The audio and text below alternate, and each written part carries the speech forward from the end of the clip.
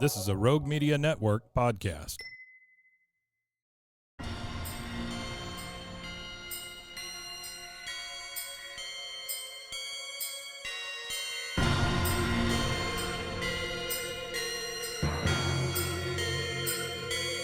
BooBaes.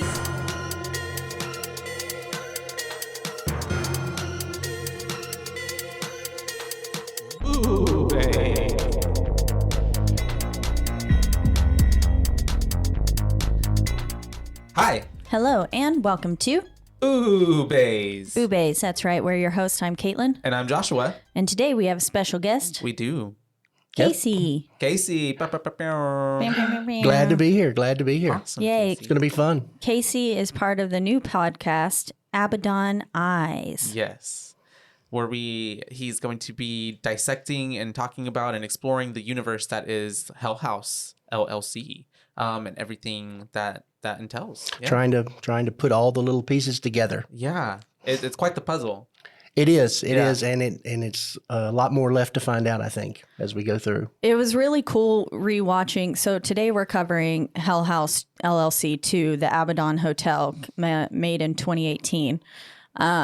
It was really cool rewatching it, having seen like the fourth one and knowing who Patrick Carmichael was. Oh, yeah. And like seeing all the little Easter eggs that really built it up to have 3 as a film.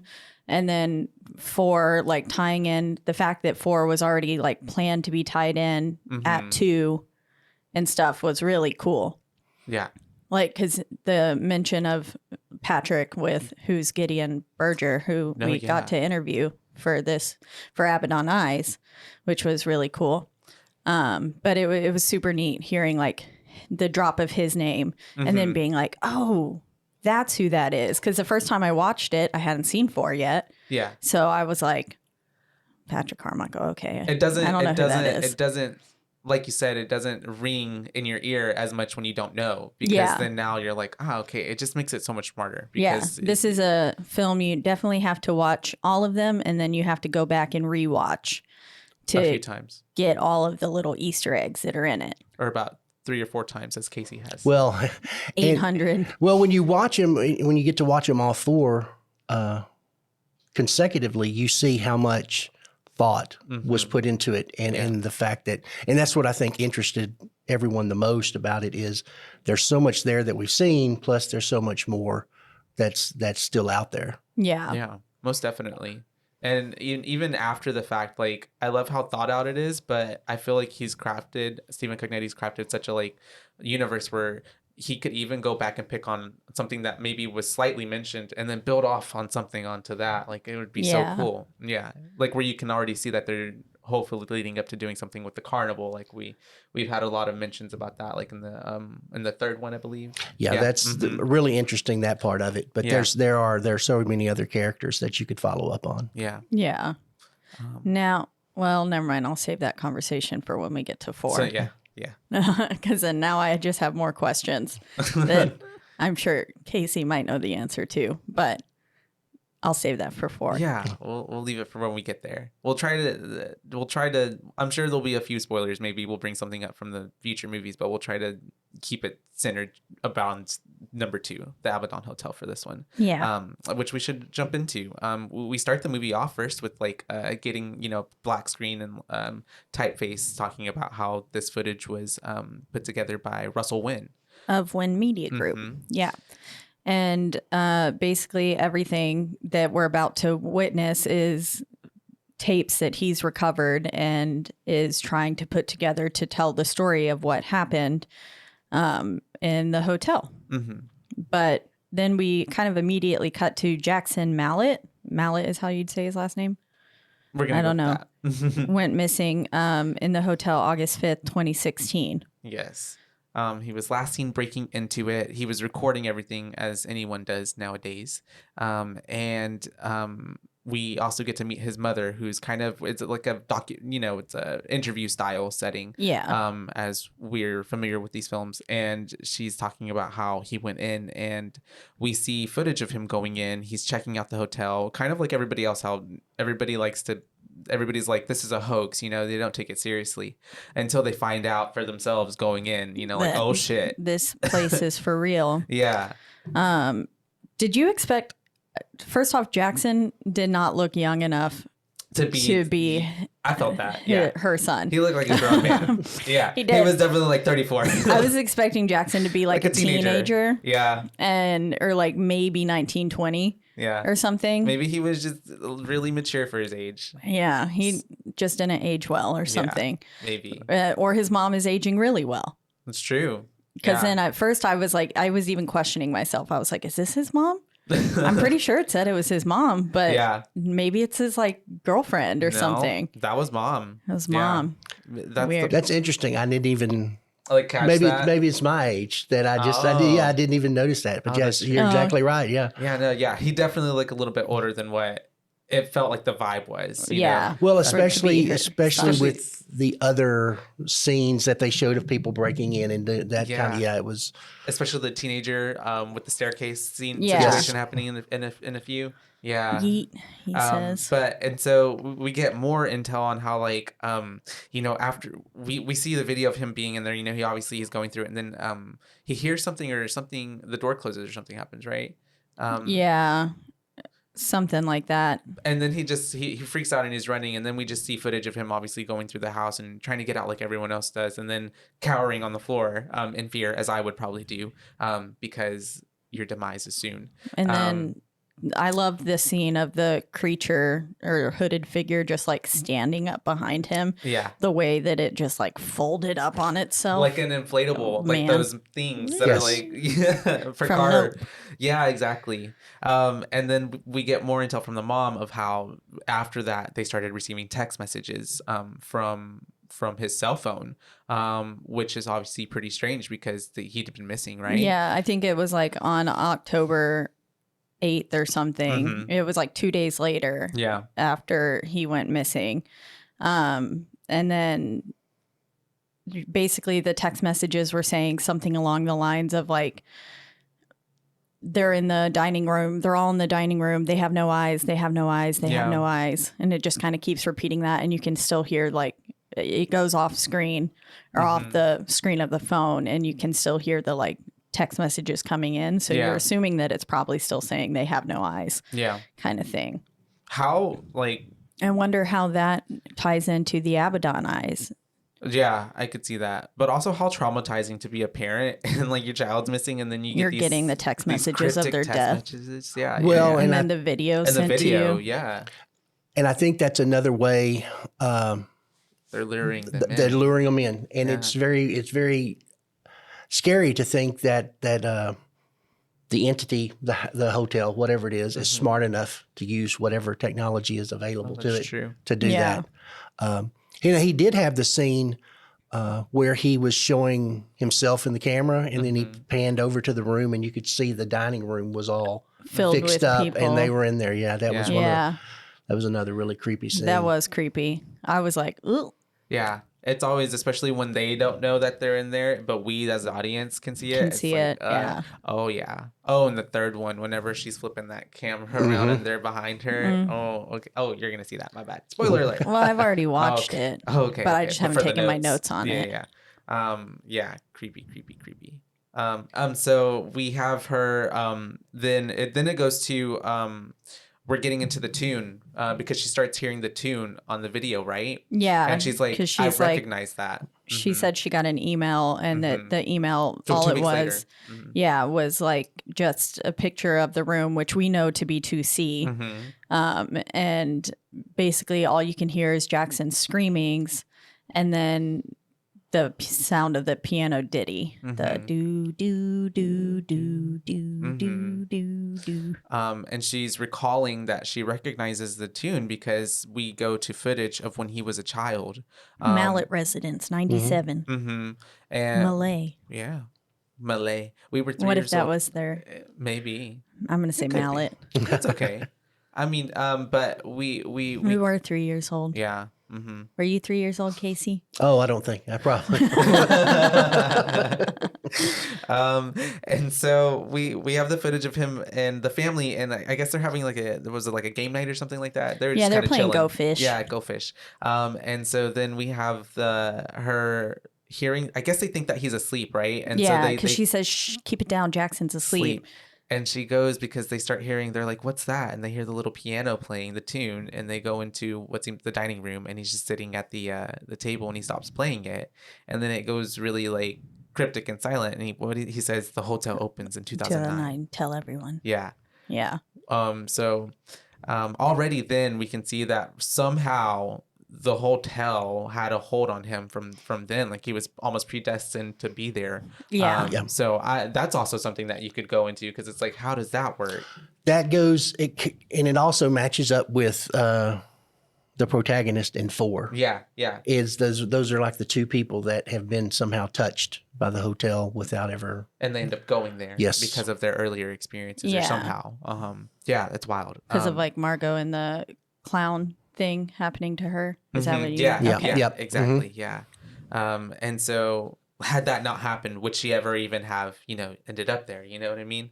Maybe there would have been some other way she would have been other catalyst predetermined to get there. And then I think in my notes, after that happens, I think for some reason I have my notes that says Mama voice, the ABADDON Hotel.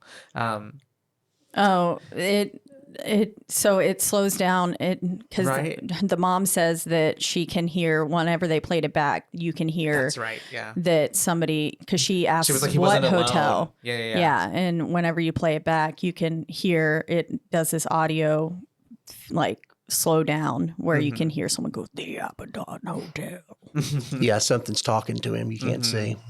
Which is crazy. And so then we go to the morning. It's the morning mysteries, right? We cut to morning mysteries, and we have Susie McCombs sitting there, and she is out front of the ABADDON Hotel, and basically she's, I guess, kind of acquired some of the footage and is showing it on her show. Is what I'm assuming is happening. Yeah. And she's standing in front of the hotel getting some test shots, and she says, like, even our own cameras weren't immune to having some spooky things happen because they captured somebody standing on the balcony. Yeah. One of the hooded figures. They're just like there in the corner. Yeah. It's so funny. I love how it just like pauses and it just like slowly zooms goes in on into it. Yeah. It's so cool. And so we have her then kind of basically setting up, it's been 2 years since the Hell House documentary, because in this universe, the Hell House, it's kind of weird because it's like you're watching a movie about a film that's a film in the movie. Like, it's very Scream-esque, you know what I mean? About like the stab movies and stuff like that, meta in that way. And to place the fact that, and we've talked to multiple people about it, is the fact that most of the characters pass, once you get to 2, the first film is out there. They should have seen it because it's in their universe. Yeah. I love how even in the 3rd one, they're like, have y'all seen what, like, and they're just like, no, I haven't seen it. And they're like, okay, if you see it, you might have a different opinion. Not want to go in there. Yeah. So it is pretty funny, and it's very campy and meta in a way that they're talking about it, and it's been 2 years since the documentary came out, and we're basically having an interview with 3 different people. We have Arnold, quote unquote Arnold Tasselman, Mitchell Cavanaugh, and Brock Davies. Arnold is like the town. He works for the town. He's supposed to work for the town as the city. The whole time I was like, this looks like Andrew Tully. Like literally from the beginning, I was like, no, that's Andrew Tully. That's the man. And then maybe it was because, like, I think the first time I watched 2, I fell asleep towards the end. Not because it was boring, just because if I stopped moving for too long, I fall asleep. And so I think that maybe I had seen the end, but not like, I don't remember the twist of it being him. You just like saw him. Yeah. And then, so then I think whenever I watched it again, your brain associated the first time, I was like, that's Andrew Tully. That's the dude. Yeah. Which is pretty wild that because it was him, right? Yeah. Yes. Yeah. And it's pretty wild that his spirit can like go travel outside, that's pretty powerful. And then Brock not having any idea that there was a spirit next to him. Yeah. On the freaking stage. Yeah, it's pretty ironic. It's pretty comical because, like you said, Brock is our in-house medium. He's like the, like you would see with Teresa. What's the Long Island medium type of situation, like the TV medium, who's just kind of fake. The one that comes in on ghost hunting shows that is like, ooh, oh yeah, very hoopla. And well, which one was it that we did? Oh, it's one of your favorites, no? Ghost Hunters or Ghost Adventures? No, not the show. The movie we covered. Grave Encounters. Grave Encounters. Yeah, yes, like that medium. Yes. I will say, I think Brock Davies, his actor, did a phenomenal job playing this kind of asshole character. Yeah, over the top. Yeah. Yeah, very over the top. I love when he shows up later and because the door opens, he's like, well, they knew we were coming. They knew the hotel wants to be heard. He's very silly, very kitschy, but I like him. And I think his actor did a phenomenal, great job. Yeah. Hopefully we get to talk to him. That'd be pretty cool. We have Mitchell Cavanaugh, who is, we saw in, that he is the person that put together the Hell House tapes for the actual documentary. For Diane, right? Diane Graves. For Diane Graves. And they were investigating, putting this all together. But obviously we see that she went missing. And he is still trying to like comprehend and unravel the mystery and the story of like what even happened. Yeah. But while also like not wanting to fuck with it at the same time. Yeah. The only reason Mitchell Cavanaugh survived is because he was the one. He stayed behind. If you remember in the first film, he stayed behind to review all the footage that Sarah Havel put on the tape or put on the table when she dropped that bombshell of a bag and was just like, everything you need to know is on here. Then Mitchell stayed behind to review all the tapes while Diane and went to go meet her up. Other guy whose name I forget now went to go meet Sarah and then died or disappeared, but they're dead. They're in hell. Yep. But that's the only reason we have Mitchell here today. And I think it's a really cool job how they made Mitchell's character like kept him in, because he's like one of the only actual characters that we really have carried over from. I mean, we get Alex and Mac kind of a bit. But like he's one of the only surviving characters who gets to come in. Almost in a way, like a little thread that kind of keeps it all kind of together, It's not like, it's not like this like character-wise sequel that has all the same people in it.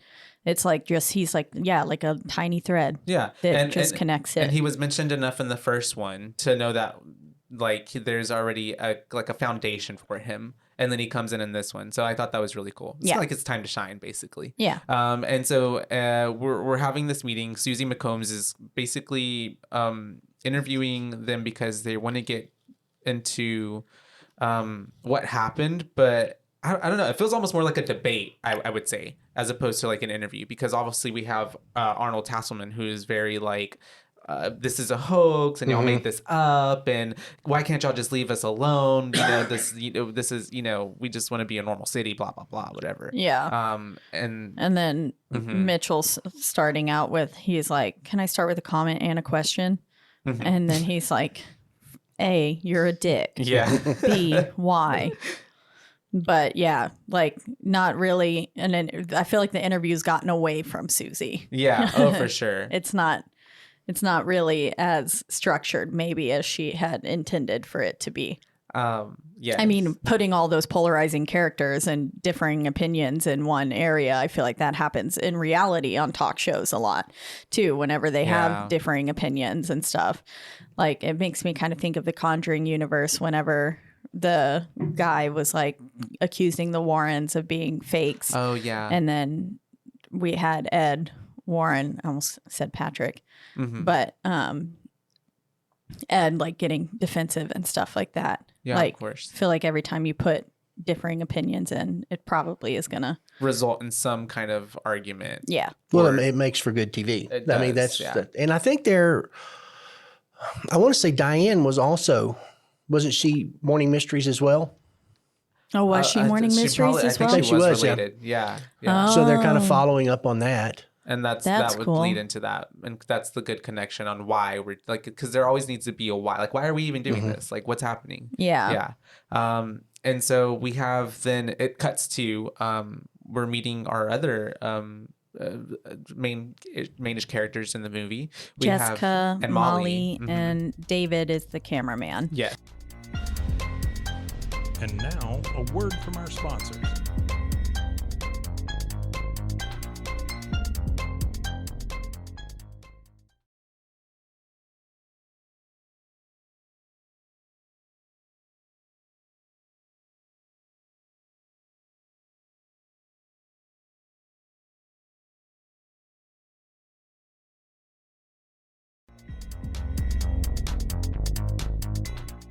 Just going to start off with Molly's acting was so unbelievable. A few times, yeah. I could definitely. Most of the time. I could definitely. She did a good job once she was scared. Oh yeah, for sure. I think she did a great job, like whenever she was once she got into the house. Yeah. But every other like line almost that she had, I was like, fell a little flat. Yeah. Yeah. I was like, Well, you think that's part of her character? It could be. If you think about that group, you think maybe she's the one that does all the research. Oh yeah, you know, I mean, and she's not on camera, and she's very shy, very maybe. awkward. Yeah, because if you do look at it, like, because sometimes you have to kind of look at especially in found footage reels and stuff like this, like as a fly on the wall and like pretend like you're in this other real world in a sense, as opposed to watching people who are supposed to be actors. Because they're not supposed to be actors. They're supposed to be just real people. If that makes sense. Yeah. She could have also just not been that great. Yeah. That could be. Yeah. But I picked up what you were getting on. I think especially between at this point, I felt like the conversation for setting up Jessica and Molly was a little over the top, because they were kind of like, we put a state senator in jail and like all this stuff, and they're really laying it on hammy and thick to be like, you know, we're sleuths, we're investigators, we need to, you know, we're gonna figure this out. But they're really laying the scene of why they're a big deal and why they need Mitchell. Yeah. Yes. And why they need Mitchell. So it's kind of setting up them contacting him later. But we come back to then the morning mysteries, and we're talking about Diane, I believe, right? Because Arnold at this point is playing down like what was happening at the hotel. And trying to basically make it seem like a hoax, and like people are blowing things out, or, you know, blowing smoke up in the air. Yeah. And then it goes into basically saying like, Mitchell's like, if it's all a hoax, then why do y'all have the place being cased 24/7? And why is it, you know, why are y'all so worried about people going in there? If it's all a hoax, then that doesn't make much sense. And then also, can you explain the other disappearances that happened? Because then we kind of, I think first we flash to the kid who live streamed. Yeah, but we flash to the Jessica and Molly and all them looking outside the hotel, and they establish that there's like basically a 10-minute window to get into the hotel itself. Oh, yes, because of the cops and their schedule changes. Their shifts. Yeah. Yeah, you'd think they'd overlap, but no, that we had to have a window. So we did. There's always a window. There's got to be a window. Someone maybe was running a little late one day. It was me. But then, yes. So then we kind of flash to that kid, though, who went into the hotel and Facebook Lived it. Facebook Lived the whole thing. And he's walking up to the hotel. It's very, you know, he's like filming underneath his like chin and stuff. And it looks like it's being filmed on a phone by and a stuff. 14-year-old. Yeah. Yeah. A younger kid. And we get up to the hotel, and the door just goes whoop. It opens right up for him. He didn't have to fight to get into this hotel at all. And then that would have been my cue to turn away. Yeah, I would have been like, nope. Nar. But then he. But I think that's also maybe like the allure and the power of the hotel as well. Do we think that maybe like as you get closer to it or something, there is something about it that is more Yeah, like, and I think there is like a something spell that draws almost, you in. like you're just like, you can't fight the urge not to go Well, in. is this Yeah. the one where it stops where he sees the legs on the Yeah. stairs? Yeah. That I think that was he was just an influencer, and he had talked about all the other scary things he had done. Yeah, because And he'd said he went into like an abandoned mine shaft just 2 weeks ago and stuff like that. Yeah, and I think in the moment it was just the wind pushed it open. That's probably what he wasn't thinking about. Yeah. He did stop. He paused for a second and was like, that was a little creepy. Yeah. And so at least he, But then threw caution to the wind and just and went right in. Yeah. And it doesn't take long before he gets in there. And then he just encounters the stairs up to the second floor, and we just see some legs and some little hands. Yeah. And so we don't really know who that is. No, on the definitely. I feel like stairs. it's definitely Andrew Tully. I feel like That's what I would say. because of the outfit. Yeah. It felt like his like little suit, little get up thing he's wearing. Yeah. Pant like suit things. But I like how we also get the mention of how he was live streaming in that like he literally didn't move and the camera didn't move until like until it died, the phone died. So you're just a live stream of this creepy just like and the legs didn't move either. Like it was just like, yeah, that's wild. I don't know. And then as it died, we did get a flash of 2C yet again as the like footage died itself. Like, and it gets all glitchy. Yeah, it the got way it does. glitchy and we get a flash of 2C I'm and then never it goes staying away. in a room with 2C on it ever. If I ever come across a room with 2C, Bad luck. Literally. Never mind the 13th floor and stuff, but like 2C is the new ultimate bad luck. It is. And so we have then after that, and he's never seen again, never heard from. And all he says is just, he's like, I'm sorry, I'll go now, but then but doesn't go. Mhm. Yeah, he's just stuck there. Yeah. At that part, I think we then cut to it's saying how the police couldn't find him. And then I think they cut to Arnold and they're asking him, like, what does he think about the situation or something like that? Yeah. And I think they're talking about Andrew Tully, and he's like, well, Andrew Tully is dead. He hanged himself after the hotel closed in the 80s. And he's just like, so. And Mitchell's trying to say that he's linked to the reason why people are disappearing. Yeah. And talking about the disappearances that happened whenever the hotel was operating and stuff like that. And then that's when Arnold's just like, yeah, well, this man's dead. So he can't. He's very much trying to shut it down. Yeah.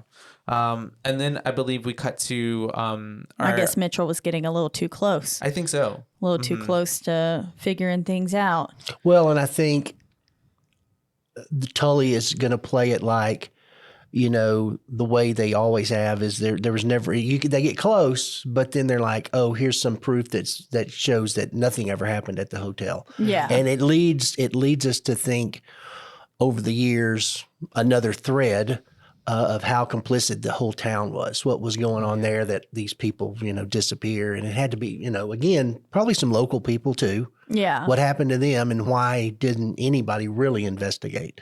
I bet you the whole town was in on the cult. Well, why is that always the case that in movies and stuff, like we do see that a lot, like towns and stuff, like communities will be complicit with like stuff because either they're just afraid to mess with it or they just like. What was that one movie where the Which one? gay couple moved to yeah. Spiral. Man, that was a pretty and then messed up the movie. whole The whole town was like basically this cult. Gaslighting them. Yeah, Making this gaslit couple them. seem like they were crazy and they had a daughter. And basically at the end, the town people were a cult and they needed one of the sons to like eat their daughter or something like that. Yeah, so that way he could stay young, and it was like a weird vampire sort of situation, but it wasn't vampires. It was like just a creature. I don't know what it was. We covered this film, so if you would like to, a while back, Spiral. like to go listen to that episode and watch that film. It was a good movie. I might have to re-listen to the episode just to like refresh my memory on what even happened. But I remember it was good, and I remember thinking, man, this is fucked up. It was fucked up. I'm never gonna move to a new town ever again. Yeah, whole town's me about to move. And that's another another possible whole movie of what's that story when they got there? How did they maybe quote unquote grasp control of this town? Yeah. Or I even want a movie about the town ABADDON that doesn't even have anything to like. The hotel doesn't even come up. Like, what are the townspeople like? What are they doing? What if it was like a long-standing thing before the hotel was even built, and there was like a portal already things happening before then. Hell there, yeah. But if Mr. Tully isn't the first guy. Well, you leader. You go all the way back to something then like It. Yeah. And Pennywise being there forever. Yeah. You know? Yeah. Very much exactly. Could be the same and thing. it was generational how like so many traumas and bad things just would always happen. And it also reminds me of that one film series you really liked, the one with Fear Street. Fear Street, yes. It reminds me of that. Yeah. Those are pretty good. But we also covered that, and we've covered it. Go listen to all those episodes. Shameless plugs. But we're with Molly and Jessica, and they're having a meeting with Mitchell at this point, right? We're at the table, and they're bringing up their pitch of like, we need you to go with us to the ABADDON because she believes that there's she just got a tip, right? A package or something about there being tapes and hidden intel in the basement in the refrigerator of the ABADDON Hotel. Yeah, that there was a leaked cult member, basically a leaked interview that happened with Patrick Carmichael. Ding, ding, ding, ding. So that comes into play. He comes into play in the fourth film. But that basically, everything. Yeah, like you just said. Yeah, we get the background information that like he was a part of the cult, but because he was arrested on a separate charge on the night that and we figure out more information later, but he missed basically the mass unaliving yourself. Yeah. That the people did that were a part of the cult, and so he ended up being able to provide that leak of information, I guess. Yeah. To them, and so. We also get the fact that Tully designed the hotel like a maze. Yeah, after the murder hotel by I forget the dude. H.H. Holmes. H.H. Holmes. Yeah, for sure. Which was a real place, right? Yeah. If I'm not mistaken, yeah, which was really wild. Mm-hmm. Yeah, that's what even like what AHS Hotel is kind of inspired by. Yeah, as well. I think so. Yeah. But also, is it really like kind of psychotic of me to be like, I want to go, like, I want to go to the murder hotel, like, I want to see what that's like. Yeah, like that's like what do you mean, like trap doors that lead to acid? Like, I want to see what I won't jump in it, but I like kind of want to take a look, like, what does that look like? Peek over the edge. Yeah, that's wild. I think AHS Hotel was also modeled off of the Cecil. Cecil, yeah. Mm-hmm. But we are learning more about that information. We're getting their kind of pitch to him of how they want him to go. And he's definitely apprehensive. He doesn't really want to do it. Yeah. He's like this. You do realize that this is like a crazy place to break into, right? Mm-hmm. Like this is pretty much, you're saying some wild shit right now. And I don't want to go in. But Jess is really trying to convince him, and I think she's also hitting it heavy. Like, don't you want to find out, what happened to Diane? You know, like, she keeps playing that card. Yeah, that's the one thing that'll get him to go there. String, you know. And so he kind of, he ends up falling into that of doing that. And then we cut to May 7th, 2015. We've got another kid going into the hotel. Oh, yeah. He's going in on a bet or something like that, right? Yeah. And he's running around. He enters through the front door, or where all the tour goers came in through in the first film. And the door's open for him, too. Yeah. And we see Paul's bones, don't we? Or isn't it his skeleton? I thought it was his skeleton, if anything. But then I don't know. Because obviously bones would be removed. I don't know. I don't know. But you know what I mean? Yeah. I don't know. But well, we're getting echoes of what happened in the past. Yeah. Because we hear, I believe her name was Melissa, her conversation with Alex saying like, oh, I just don't really, or was it Sarah? Are you talking about? No, the actress who was chained up in the basement. Oh, yeah. Melissa. Yeah. We hear that's a little bit later on in the. But yeah, you do hear it. Oh, okay. Yeah, because we see her at the end. Yes. But we're hearing echoes of a conversation with her that happened between her and Alex in the first film. Yeah, they're sitting there. Yeah, you can't. On the couch. I don't think you can see them, but yeah, it's the conversation of when they're sitting on the couch. You're hearing it. And then basically he kind of, do we see him get out of the house? I don't think we do. No, he's I believe trying to leave or And trying to get then out. it just kind of cuts all of a sudden to September 30th, 2016. And we've got our 2 people picking up a hitchhiker. Yeah, we have our couple picking up. I guess I'm assuming they're a couple. I assume they were a couple. Yes, they're picking up a hitchhiker. Which I think also they said like babe and stuff. Yeah, they did. But also, it was the like enthusiasm of like, oh babe, it's a hitchhiker. We really got to pick her up. We got to. I'm like, who does that? Like, if I see, my heart wants to pick you up, but my brain, I'm not gonna pick you up. The one was like, yeah, we don't really want to do this, and he was, it's cold. We need to help her. You know. Yeah, he was like, who hitchhikes anymore? But for real. That's just kind of dangerous. You never know. It is. Like, that's. I mean, the whole reason the 70s were as like because people bloody were as they were, because everyone was hitchhiking, and they either got murdered by the people who picked them up or they got murdered by the hitchhiker. Yeah. So there's lots of reasons why you shouldn't pick up hitchhikers. People. But yeah, so I would have been like, bye. Yeah. Call the police or something. I don't know. That would have been, maybe that. Be like, hey, it's only someone who maybe needs some help. Can you send someone on over the side check of the her road. out? Yeah. But we have I actually had a situation like that just popped a memory couple months ago. Were you hitchhiked? No, where I had to call the cops on someone because they seemed like they needed help. Oh yeah. But it was a situation. I'll tell you after the podcast. I've had that happen as well. One time when I was driving down. Oh yeah. Like I was trying to get to 18th Street from Waco Drive, and this woman ran out in front of my car and was like waving me down, but it was pitch black outside, and I was like, I'm not get hit by someone. Well, yeah, and then I was like, what if this is a ploy to get me out of my car? Yep. Yeah. And then somebody like they either rob me or they kill me. That's true. And so I called the police and was like, yeah, I'm sorry, but there's someone who needs help on this street. Can you please send someone? Send a patrol car. And then I out. didn't stop. Yeah. I just was like, well, it's your safety is important. Yeah, because I was alone. Yeah. And stuff too. And so I was like, it's dark. It's not late at night.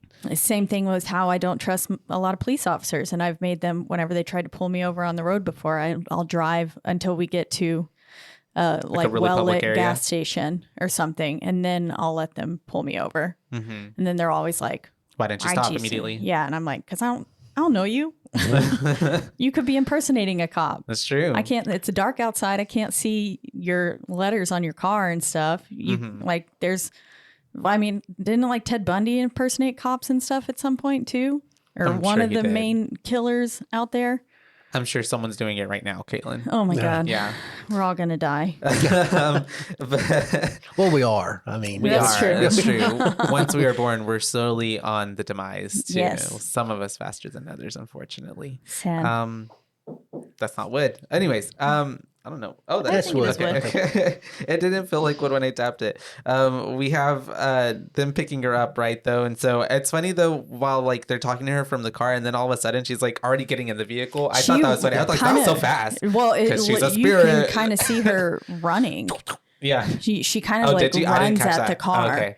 Yeah. The moment they stop and like their focus like, is on like their help? faces. Yeah. Yeah. You see her body kind of dart.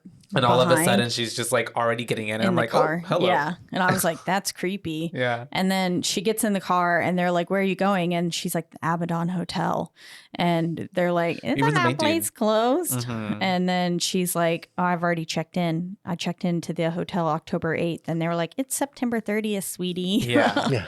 What's going on? They kept calling her sweetie. Sweetie, honey. Yeah. Do you need some water? Do you need anything? I'm like, you guys, she needs to be exercised. Yeah. She needs to be put to rest. She's a ghost. You just picked up a hitchhiking ghost. And so we end up they end up taking her, do they not? Yeah. And as soon as they get to the hotel, everything's boarded up. But as soon as they get to the hotel, she like yeets herself out of that car. That's right. And they're chasing after her for some reason. Yeah, and she's moving so fast. Yeah. She's like running into the hotel and they go in after her. And I would have been like, that's your stop. Leave her be. There you go. That's where she has to go. She must know what she's doing.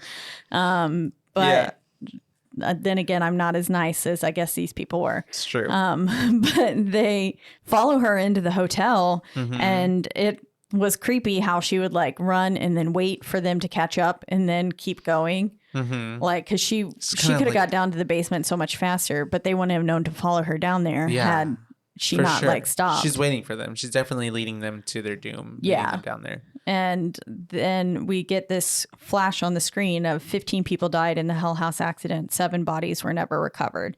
Savannah Collins. My bad. I was like, but Savannah was one of those people, basically. And I'm going to be honest, I didn't really see the resemblance. It could have been anybody. Yeah. We're supposed to, they're saying that this is Savannah Collins, who was the hitchhiker. Yeah. So, she's a ghost. She was one of the people who died on the opening night. Yeah. And she is, I guess, working on behalf of the ABADDON at this point and attracting other souls. Luring people there. Yeah. And she was said to have hitchhiked to Hell House opening night, too. So her ghost is maybe replaying somewhat. That's true. Yeah. Kind of an echo as well of what happened that night. And then she lures him down into the basement. And once they get down there, she is not the same. She looks very different now. Yeah. Very scary. Her face looks kind of like everyone else too, how like their eyes get really bloody and stuff. And they look all some ABADDON eyes. Yeah, exactly. Shameless plug. And so we have, then we cut to, we're at the bar, right? With the gang, the group, Jessica, Molly, Mitchell, and David. Yeah. And we're all talking. We're kind of familiar with like the other group in the first movie, kind of having a bonding moment over some beer and food before we all die, essentially. Yeah, giving us a nice little, like in every found footage film, basically we have that nice thing that humanizes these characters for you, so that way you can really get to know them, care about them, their bonding moment, like some lightheartedness in the midst of like all of the heavy stuff we've been dealing with in the movie. And then like they're what Molly and David get up to dance. Yeah, they go dance, which I was like, so weird that they're just dancing in the middle of like this restaurant. small restaurant. Yeah. Like, no dance floor. You could see the waiter like come by and like he's like trying to work around them. His back to like get past them and stuff. And he's like, he's smiling at them. Yeah. But he's not trying to ruin their good time. Yeah. But it's like, this isn't a dance floor. No, yeah, that's funny. No, it's like one time. If someone got up and did that, I would be like, what the fuck is this person doing? You've been to my family's restaurant. Yeah. We had some lady had a birthday there one time. Not like planned, but like they came in and it was her and her husband. That's what it is. It was her and her husband. They came in. It was a while back ago. And they're having breakfast. But then he kind of gets up to go. And he brings in the whole mariachi band in with him. What? And they're like serenading her and singing her. And I'm like, this is a small ass place, you guys. You just brought a whole mariachi band. We're trying to not just even sell like some didn't even be food. like, hey, you guys, I'm gonna bring this band in. Is it okay? Like, yeah, was just like it was like 3 people. It was guitar player, little thing, and then the thing, and then he was singing and stuff. So it was just really funny. But I was just like, it was funny because you have like, and then like in the midst of like more people are coming in, people are trying to leave, and then like and then everybody's like, what the hell? What's going on? What the hell's going on here? So nobody's really leaving because they're getting up and they're like. And then people are coming in and they're like, so it's like everybody's just kind of like in the way. Yeah. I love it. It was funny. Okay. That's funny. But yes, we're dancing, talking. Then we have this moment between Jess and Mitchell and them having a moment to talk to each other. And remind me of their conversation. Basically, Mitchell is talking about... She tries to ask him some questions and then Mitchell's like, I'll tell you off camera kind of thing on another time when we're not. And she's like, I can turn it off right now. And he was like, and miss this and points to the dancing and stuff like that. I don't really remember the exact details of their conversation. Do you? I think was she asking about Diane? Yeah. I think so. Yeah. I think she asked like, what do you think really happened to Diane or something? And I think he is... Well, he's beat up about it because he did try to call him when you go back. And she wouldn't pick up. Diane wouldn't pick up. And then she went up to 2C. Yeah. He's just trying to figure out where she's at. And then... Did they bring up Sarah Happel at all? Yeah, they do. Okay, because I think they talk about her. Yeah, she says, do you really think you interviewed a dead girl? Yeah, okay. And he was like, that's what he says. Yeah. I'll tell you y'all later about that later. off camera. Okay, sorry. Okay, yeah, but yes, and then they're talking about Diane. And then I believe they're talking about how Brock Davies will be going with them. Yeah. Mm-hmm. And he was like, how did he know? And she was like, he just knows things. Yeah. That's the weird thing about him. He just knows. So I wrote in my note here, I was like, Jessica's not convincing at all about this part about Brock Davies. Yeah. But then also, this was just a weird thing, but their hands, that table must have been so close to their hands. It felt like there was like weird sexual tension between them. they were kind of touching because their hands were so close to touching the whole time. like that. Like, yeah. And then she would sometimes reach out and touch his hand. I never noticed that. So it just felt like, and they were both leaning into the table so much that I was like, what's going on between you two? That's a separate movie there. Yeah. Mm-hmm. Well, you could see with probably her character trying to pull out more information. True. Yeah. I mean, she's there ultimately to her own agenda. Yes, to make her that get her story for the insider. She wants yeah, exactly. Yeah. She just wants like her next Margot in 4. big hard hitting story. And so we then arrive at the ABADDON Hotel, right? We're with the gang. And then we immediately and it's Sunday, October 8th. Yes. So they're doing it like exactly however many years later. No. 9 is the third movie. 8. Yeah. Because the third movie is just a year after, right? I believe this one. It's just a year after. They're a year apart. In yeah, and then 2 years since the Hell House documentary had come out. But we're with the group, and I love how, for some reason, I guess you're right, how Molly is the researcher and stuff like that, because immediately as they're all about to get ready to go in, Molly's like, she didn't want to. She didn't really want to. She doesn't want to go in, and so they're like, but and her acting here was believable. Yeah, for too. sure. She looked like, again, she did a good job of acting scared. And Jessica comes up with the well, we need someone out here to look out for cops anyway, so you can be the person to stay out here. You'll be the lookout. Yeah. Yep. And so then basically they all start heading into the hotel. And they get to the door, and it's there's no lock on it, right? But there is still a door handle. Yeah. And they're kind of jiggling it, and then it opens, and then Malcolm and Brock Davies show up. Yeah. Malcolm is Brock's cameraman. I love how he just showed up too. Like he just kind of like a ghost as well, just like pops up. Yeah, it's funny. And right before this too, Mitchell was explaining to them that they need to listen to him, and like he's trying to basically explain like the danger of the situation that they're about to walk into.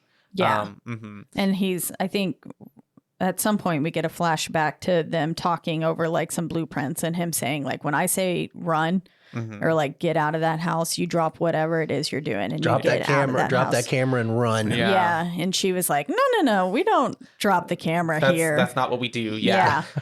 She was like, we film everything, non-negotiable. Yeah. When he's just like, well, then just run. He's like, you better know your way out. You better remember where the exit is. Yeah. And it's funny that they're going through the door that everyone ran out through on the opening night of Hell House Night when the disaster happened. The people who happened to survive. And yes, we have Brock, Malcolm. He's doing that whole thing when he was like, oh, it knew we were coming. And the hotel wants to be heard. Yes. And then we end up going inside, right? Yeah. But before, like at the same time that we're going inside, we get the glitch and the cut, and then we go to Jessica looking real rough on October 12th. So some time has passed because they got there October 8th. What, it's 5 days? Is that 4 math? days. 4 days? Okay. Yeah. I think they say 5 days. Is it? Yeah. Maybe. Because they're like, you've been missing for 5 days, I think. Yeah. I can't do math anyway, so it doesn't matter. Anyway, she's been missing for however long. She's been missing, yeah. And she looks rough. Real rough. And she's all twitchy, kind of fidgety, like a little scared mouse or something. And she's with the cops, and she's being interrogated, not investigated, a little bit. And then she starts screaming, right? Yeah, because they keep asking her questions like, where were you? Who are you with? Kind of thing. And they were like, can you tell us anything about what happened to you? And then she's just like, no. and just like screams. Yeah. Yeah. Then we get back with the gang as we're in the ABADDON hotel, and quite immediately we're gonna split up, right? Because they're going in there just a little bit, and that's whenever Brock and Malcolm are like, okay, we're gonna go over here and do our thing. They're going to the dining room while Jessica, David, and Mitchell are going down to the basement. And as we come in, we see on the wall two Est Aperta Porta. Is that how you say it? I don't know. It's Latin. Yeah, I'm assuming so. I don't know Latin. Yeah, but that sounds right. They That's say how it porta sounds. means door. And doesn't it mean The door's that open? The door's open. Yeah, the door is open. Yeah. And that So- wasn't there before in any of Yeah. the other footage. They didn't see that. Yeah. We saw it. Did we see it with one of the young boys coming in? And they're the boys who disappeared. I don't Yeah, remember. I don't remember maybe. But it does flash, like it comes in glitches. Yeah. And then we have them seeing blood on the floor, I believe. Yeah, they find Sarah's blood. And they're this is Jessica and that group. They kind of stop and they're just like looking at the blood, and she was like, Sarah? And he was like, yeah. Yeah. And based on the footage, because we saw Sarah die and then get dragged off. Yeah. Mitchell did, and that was whenever he tried to call Diane and be like, Wicca what? Something's really wrong. And Diane didn't answer. And then something real wrong happened to her. Oh, poor Diane. R.I.P. Yep. And then at this point we have Malcolm and Brock in that other separate room, and they're gonna try to contact the ghosties. But before they do that, Malcolm makes this like, what does he make? The joke is like, oh, it was killer night or something like Yeah, that. he was like, I heard it was a killer haunt. Yeah. And then Brock was like, how long have you been waiting to say that? And he's like, I just had to wait to get it on camera. And then the best jokes, man. And then we have them seeing nooses as they turn their heads around, but the nooses weren't there as they were walking into the room. So they're like, wait, was that there before? Because, yeah, they're panning across the room, and then you can tell, well, I could tell. I got bad vibes from homegirl sitting in the chair. I was like, no, she looks too similar to like the girl that got Paul a little bit. Yeah, and so in the bedroom. I was like, it looked like she was wearing kind of like the same little nightgown. Yeah. I don't think it was the same girl because she looked different whenever she ends up standing up. But I was like, I don't trust that one. Yeah. I don't know if that's a dummy or not. It's the same vibes. And so they end up, he pulls the planchette out, right? Yep. And starts Brock to pulls out have his planchette. do a Little seance investigation of the ghosts. but Interrogation. before that, I believe we're back with the gang, right? As they're going down to the basement, because then they're wanting David to go first. Yeah. And I love how he's like, oh yeah, sure, I go first, huh? Yeah. Well, he had the best light. He had the Right, best yeah, light. he had the best light. Yeah. Yeah. I was like, that part made me laugh. I was like, I'd be damned if I was first. I would be like, well, you take the camera Yeah, then. it's a good one. You can have this light and you go first. And I love how as they're also going down, I believe I for some reason I have my notes. I'm like, why is Jess touching everything? Jess is just putting her hands on everything. I don't know why. Yeah. She's just like, I'm just like, that's the one thing Touching you the don't do. walls, touching the chains. Yeah, she's doing everything. I would be the what was it? Ganjam Asylum. Whenever the one girl was like freaking out, she was like, he's touching everything, he shouldn't be doing that. Oh yeah, Remember? like with the doll and yeah, everything. and she like runs off and is freaking out. Yeah. Is pissed off. But we also see the clowns are still in the basement from Hell House 1. Got all three of them. Lined up, yep. But then they get to the fridge rather quickly and easily. Nothing really, too creepy or, too bad happens just yet. We get in there and then we're able to see that there's like a lot of boxes with a lot of information in there that they have to go through, which they start to do. Which I'm guessing there were multiple fridges right down there Also, why would you need multiple fridges? What were they keeping down there? in the fridges? basement. Yeah, they talk about how they got the information from Patrick, and Mitchell was like, they searched all the refrigerators upstairs, but they didn't research anything downstairs. Yeah. And I just think that's, again, the house Yeah. putting all Yeah. that stuff there. Probably. Because then in the first film, we also get Mac and Tony They going were- into the fridge. And I'm wondering if all that stuff was in there when they were in there as well, or if it was a different fridge, like there were two fridges down there or something, and they went Could into be. an empty one. And then there was one that was full. I don't know. This basement is also a huge basement.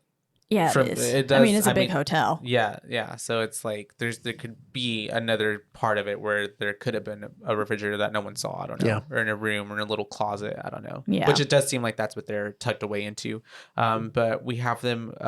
That's when we cut back to Brock filming the seance thing that he's doing. Not necessarily seance, but contacting the spirits, the medium. He writes kind of like a makeshift Ouija board, but just basically with yes and no on either side. And he asks first if like Andrew Tully is with them, and the planchette pretty immediately slides over to no.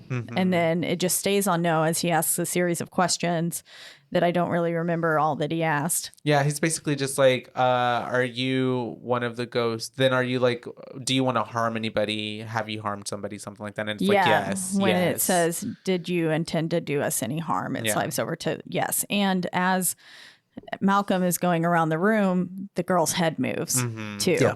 Her head like is facing them. And I was like, Malcolm, how do you not notice that? That's terrifying. Hard nope for me. Yeah. Yeah. That part was creepy. I was like, nope. But then. And then she stands up.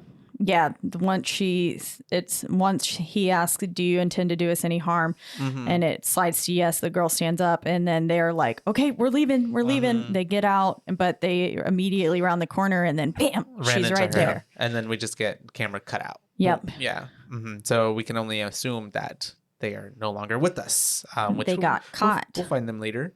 We'll bump into them. They're just hanging around. Yeah, he had four questions, and that was it. Yeah. I mean, just think about it. He's a professional paranormal investigator. Yeah. And he got literally 4 questions with this thing, and that was it. It was and they were like, "No, he knows too much already. Yeah. Get rid of him." Yeah.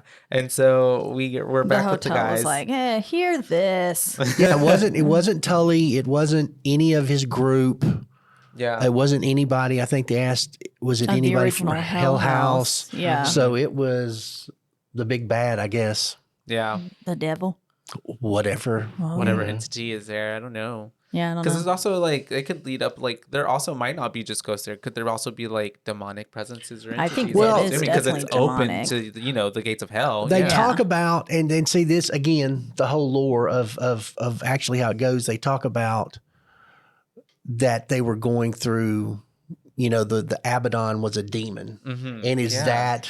He was the guard, right? Yeah, how far into, the 9 circles have they gotten, and who are we dealing with, Yeah. That's true. Yeah. Which is cool. That's all super interesting. And then we have... after that, the gang is we're with the gang, and they're because what's his name, David, is like pissed off that they don't have nachos or something like that. He wants some nachos. He's like, I just want nachos. They got Holstein lobsters, but they don't have nachos. Yeah. And she was like, focus up. And he's like, I'm focusing on these nachos that I want to put in my belly. But also that menu had to be old, from the 80s or something? Yeah. Were nachos even, I'm sure nachos were everything, but I don't know. Like, were they popular back then? I don't know. Enough to, put on a hotel menu. Yeah. Yeah. I feel like now, that's like any place, every appetizer, like 5 list has like a nacho or something. Nacho plate. Yeah, sure. Now I want nachos. Damn. The camera's set up to, they had set each of their individual cameras down on boxes and stuff as they got into the room so they could still film while they were searching through the boxes. And this one is it's shot over their shoulders, and we see our homeboy, Mr. Clown, Hell House Clown, walk right by the door. And it's like, because this is the first time I think you actually get to see it move. Because in the first film, it popped up places and then it would move its head off camera. That's true. Because Paul was like, what are you looking at, buddy? And then went back to his face, and then the head was looking at him and stuff. Yeah. And so this is the first time that you're actually seeing the clown in motion. Which is really creepy. Terrifying. And they don't notice it, obviously. Of course they don't notice it whenever they go back out the door either, that there's only 2 clowns instead of 3 now. Yeah. And clown's so creepy. As they're going through all that, and kind of closely followed by that, they get the walkie that Molly is like, hey, you guys, where are y'all? I'm inside. And they're like, wait, what are you doing inside? We told you to wait outside. And so she's kind of freaking out on the other end, because she's saying that, or no, it's not happening yet. They're like, okay, we're gonna send David, is it David, to go up and find you? David's gonna go up and get you. He goes up to her, and it's when he gets to her that she's like, what do you mean, like, you told me to come in? You called me. You radioed me. Yeah, You said that we could really use some extra hands in here. And he was like, no, bitch, I didn't. Yeah. And she was like, yes, bitch, you did. Yeah. And she was very adamant, and he's like, no. So at this point, she's kind of like pissed, and she's like really freaked out of why she's in there. And so that's whenever I think Jess and them come upstairs to meet up. They're all together. They radio back down to Mitchell and Jess, and they're like, hey, she says that I radioed her to come inside. And then Mitchell was like, it's time to go. What door did she come in?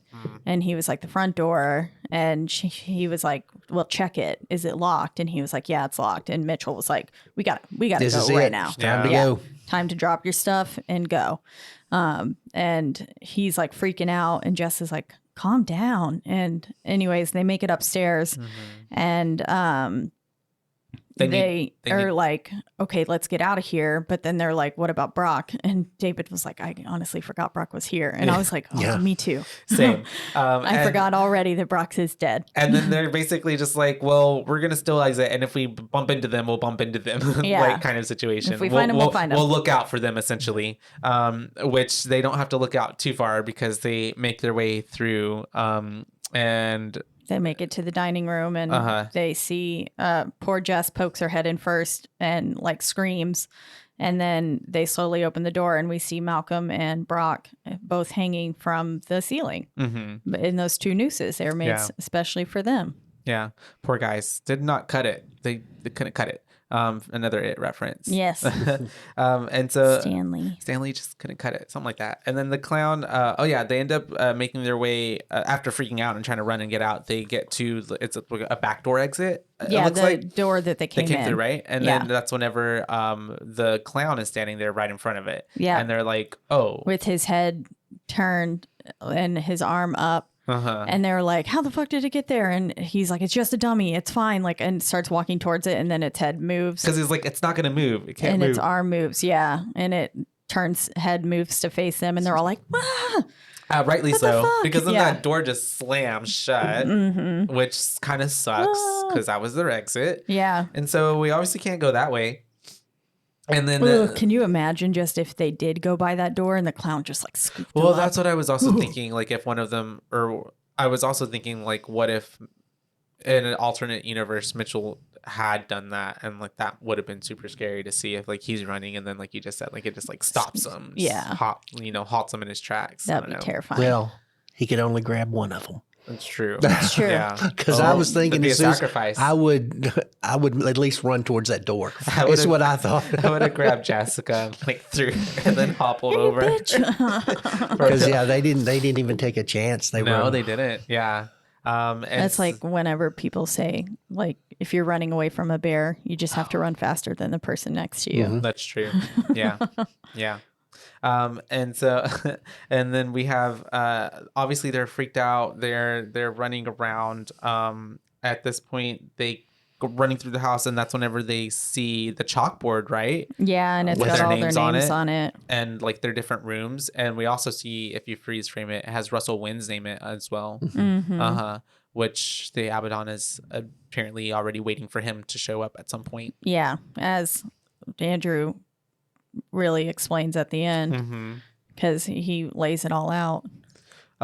They end up they're like, we're going upstairs, we're going to the balcony. And David's like, we can't go up there. And then Mitchell's like, why the fuck not? And he's like, because I saw your documentary. Like, we can't go up there. I love that line. I was like, that's good. Which is, I hope a whole lot of other people did not watch the documentary and failed to catch the gravity of the situation. They end up, before they get up there, as they're running up there, they end up seeing a girl having the conversation on the phone, right? Is that this? That's not yet. My bad. That's Mitchell later on. But they do. Yeah. They're trying to get to the balcony, and then actually, I think we flash back to Morning Mysteries at this point, and we're as they decide that they're gonna try to go upstairs, and Oh, yeah. They're bringing up Alex at this point, right? The Morning Mysteries and talking about Alex Taylor and how he actually never got permission to use do the anything hotel. there. Yeah. And they're explaining his motives. And it kind of touches on the fact that Hell House was running out of money, which I went back and listened to our Hell House 1 episode, and we were unsure with that scene with Tony in the grass. Because they kept it so like vague. Yeah. We were like, what is happening? Yeah. But Hell House, and as we find out later, Alex had invested all the company's money and not his own money, and basically lost all the money for the company. Yeah. And that was the big secret in the first one. Yeah. That we didn't really get to find out about. And then the second film explains it a bit more. Which is really cool. Yeah. Honestly. Leaving some questions unanswered and then explaining it later. We love it. And so they're talking about that. And that's whenever we say that, I think it's Mitch mentions that Alex was contacted by the spirit. By the hotel, Yeah, of the hotel. And they were like, what do you mean? The hotel's been closed since the 80s. Like, he's like, no, not like a front teller desk, like called him up. He was like, He was like, but something drew Alex there. And it led to a chain of events to draw more people into the hotel. Yeah.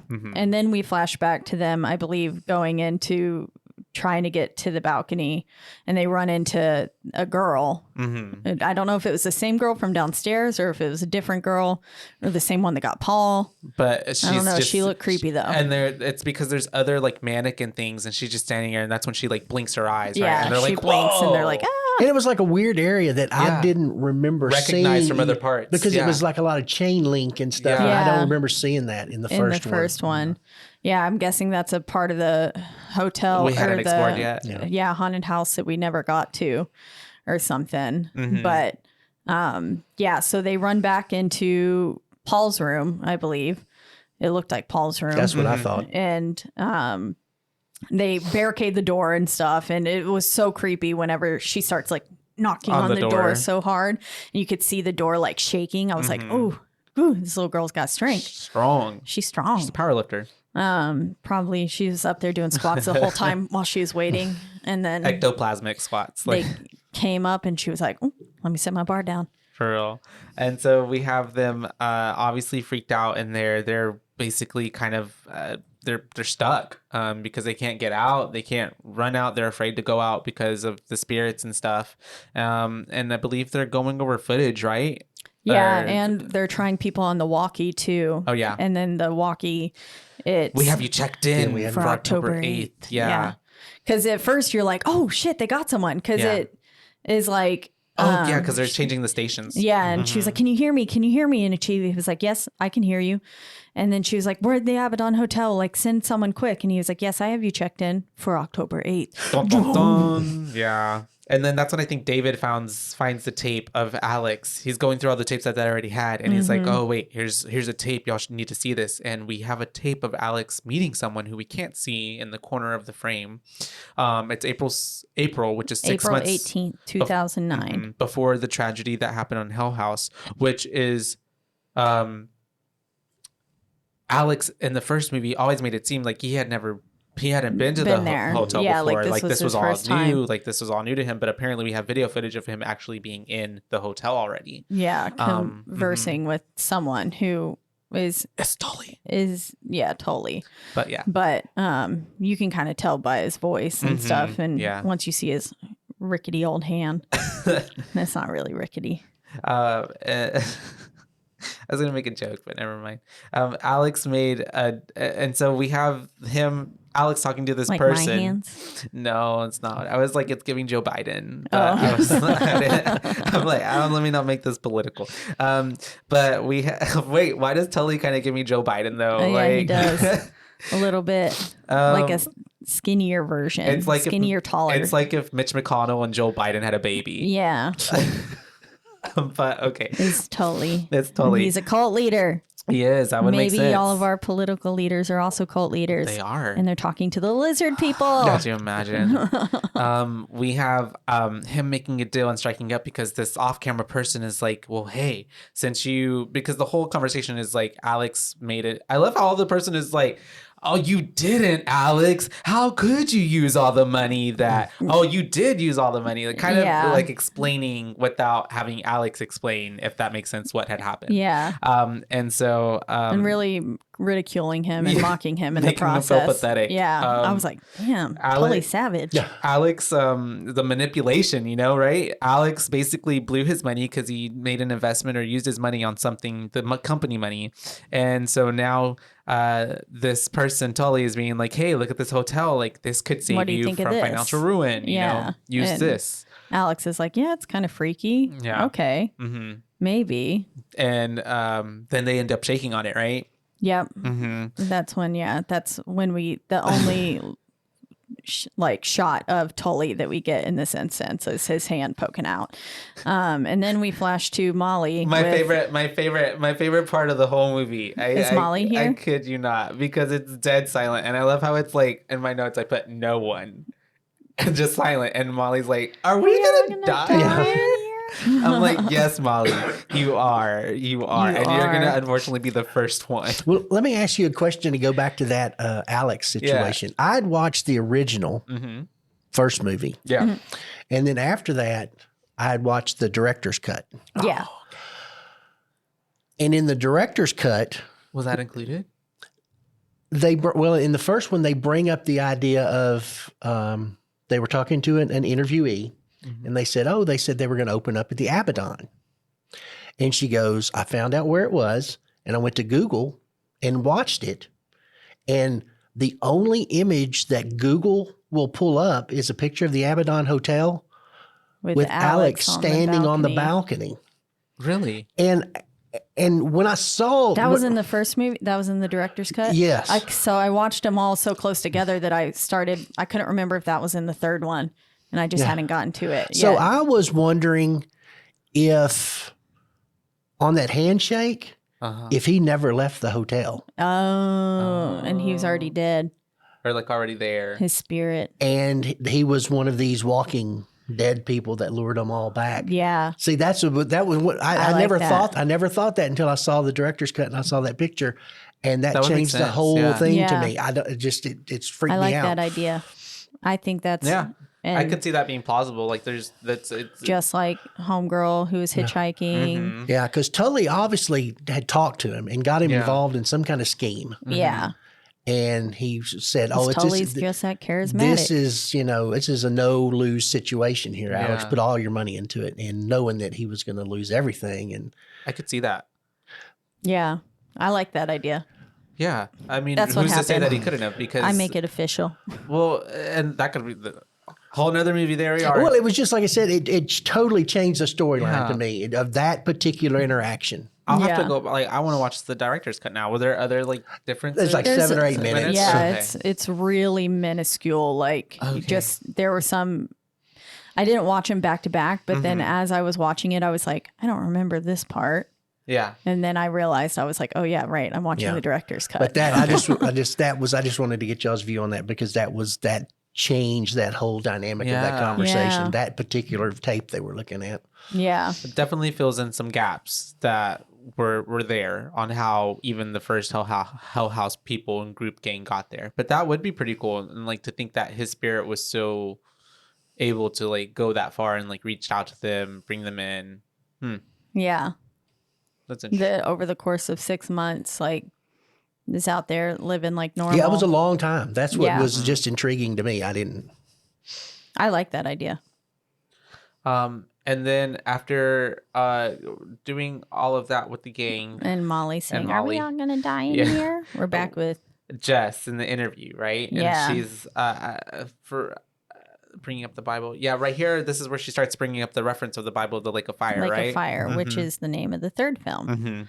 And we get Andrew Tully explaining Lake of Fire a little bit later. And then she keeps saying there was so much blood and stuff too. She's not really coping well, it seems like. No. Yeah, she's a little off a rocker and just kind of like saying sentences that don't make a lot of sense together. But she's just, like saying there's so much blood, the Bible, Lake of Fire kind of thing. And it's like, what? Yeah. What are you saying? And so then we're back with our group. I believe that we're are we still in the room? Yeah, And then Molly's they're, like, saying she wants a vacation so she can watch So You Think You Can Dance the whole time. She wants a week off. Week off, so she could just stand on her couch and binge watch So You Think You Can Dance. Same. And I was like, of all the shows, we chose that one. Okay, That's her favorite, man. it's a good show. No judgment, Molly. And then we end up, she goes missing, right? Somehow. Yeah, so basically, all the power goes off. The No, light goes that's off right. on the Mhm. camera, I'm like, how does and Molly David come is see- like, David, you hear them like panicking, and David's like, "Don't worry, like I can get this camera to come back on." And then he gets the camera back on, the light back on, and the door is open. They don't realize this yet, and then there's somebody peeking their head around the corner too, which was so creepy. That little face, just because it was like kind of blurry. You couldn't really see it, but you could tell that it was a face, and it looked like it was like smiling, or it just had a creepy mouth, and it was just sitting there looking at them. And then they move, and it's gone. And then that's when they realize the door's open, and oh shit, Molly's gone. Yeah. And they're freaking out. They're like, where the hell is she at? And this is whenever they get a note, right? Yeah, a little note on the door, and it says Molly's in the basement with her friends. Just like that. Yeah. And so they're like, what the heck? So they're like, we need to get to the basement to go get Molly. Which at that point, I kind of would have just been like, sorry, Molly. Like, Molly's dead. Molly's dead. We got to cut our losses and try to get out. I would have been jumping out the windows. I would have been taken, like, this hotel's only like 2 stories, right? 2 stories that we see. Yeah, 3 I guess stories so. with the basement. Yeah. You can I don't think that room had a window. Yeah. I don't I think it that's did. why they were trying to get to the balcony. So yeah, at least they could jump off. Yeah. This is the murder hotel, Caitlin. Go into 2C, jump out that window. 2C for sure had a window. Yes. Yeah. It did. A big window at that. It was a pretty... Yeah. But I imagine whatever that little closet isn't going to let you get to the window. No. Yeah. And so they end up making their way all the way through this scary house, all the way down to the basement, where they end up looking for Molly, and they can't really see her at first, but then they find her cuddled up in the clowns. With the clowns. Yeah, She's poor just thing's laying like, on their laps. it's kind of knocked out, right? Just like taking a nap. And then that's whenever I imagine Big Clown just went thump on And top just of her started head. Didn't the clown have a knife? I think so. I think, there was something. I never understood why he had a knife, but he did. I think it was weird. Yeah, because he never had a knife at any other point in the film.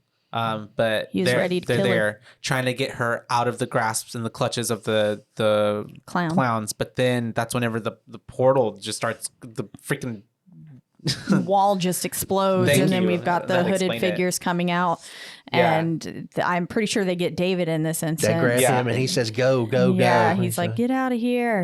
And you see him getting like pulled into the wall and stuff, and then they're going upstairs. They're all running, and then of course the camera starts glitching a lot at this point, because all the paranormal evilness stuff is happening. So it's glitching in and out.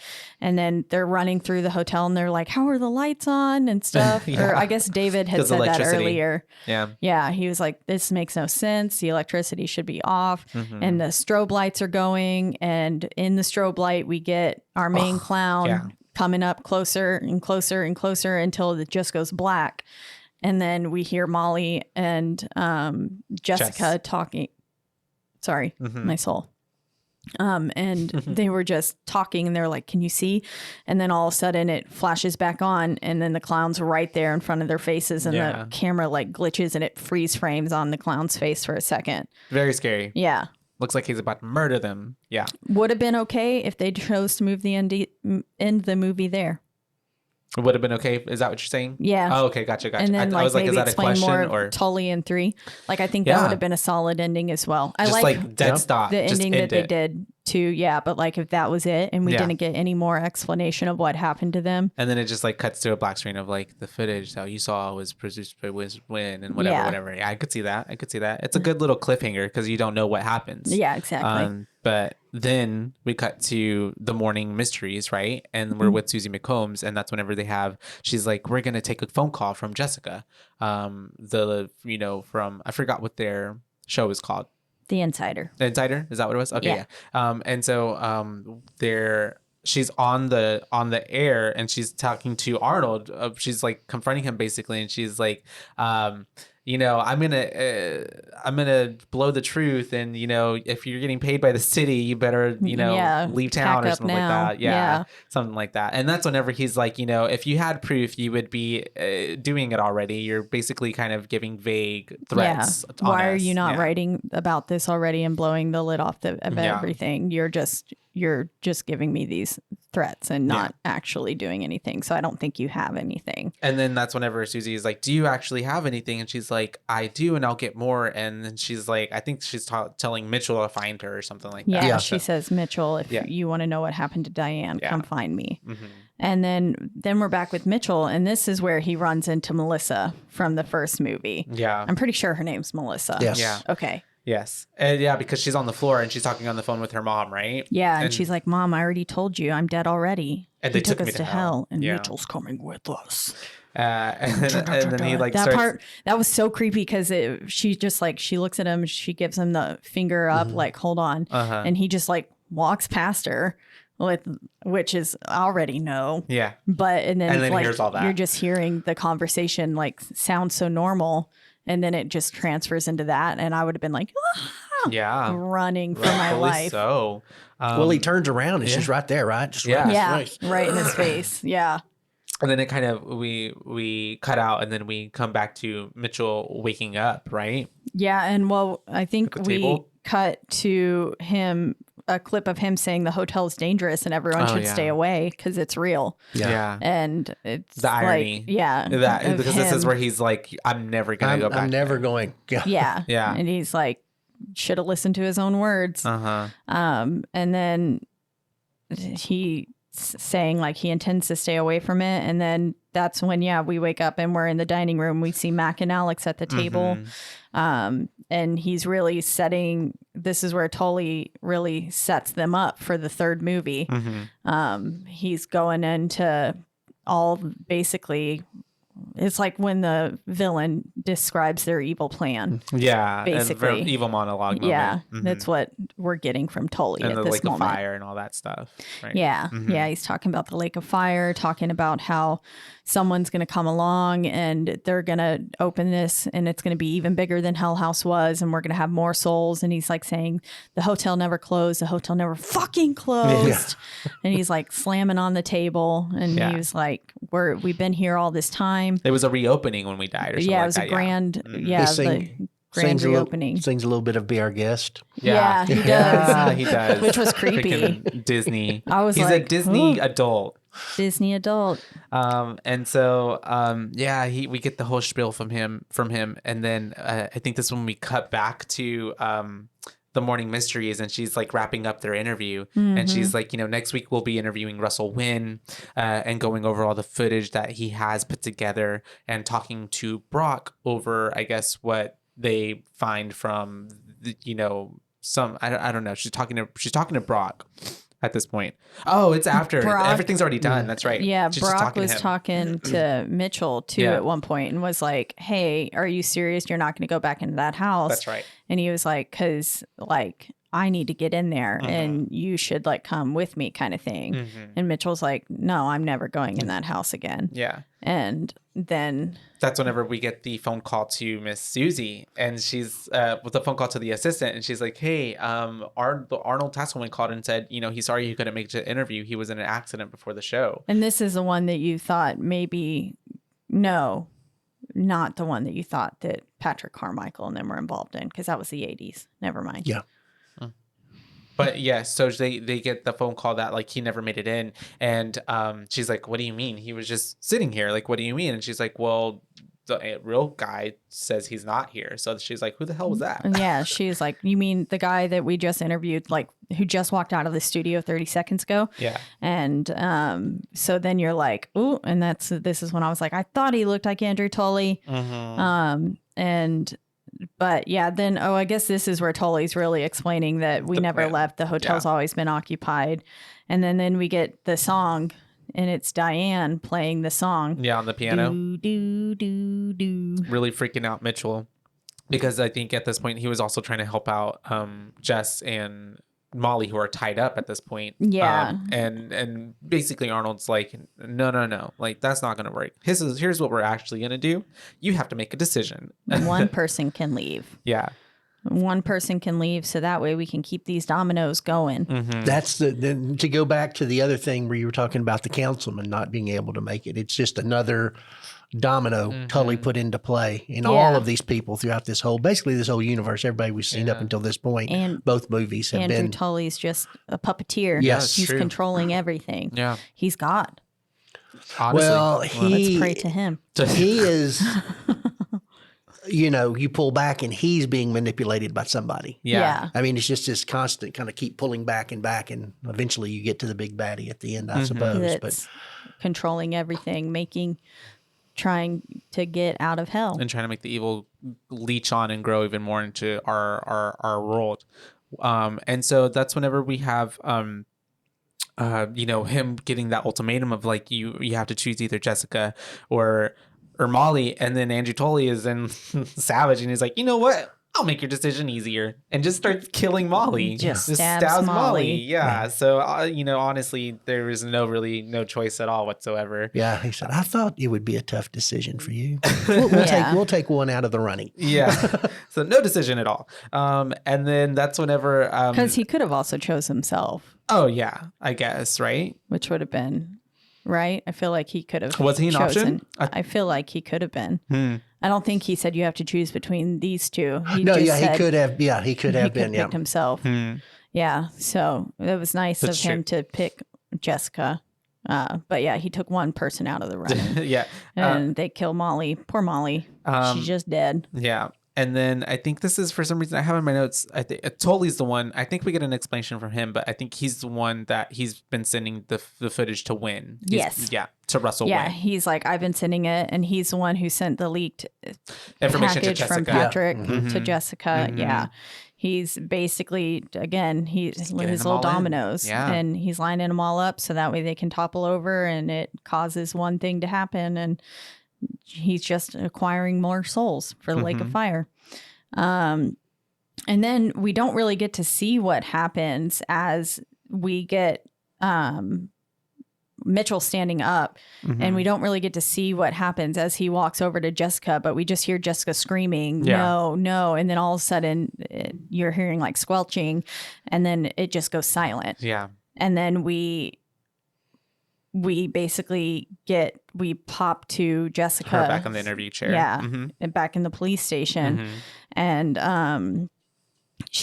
they're asking her, all these series of questions again, like, who are you with? Like, what was going on? And she's just like, no, I don't know anything. If you want to find anything out, go to the ABADDON Hotel. Yeah. Right? And then it pans across her face and she's like, yeah, like scary demon face. And then they come back and then she's like, you know what? Actually, I was at the ABADDON Hotel. You should go there. And then it's roll credits.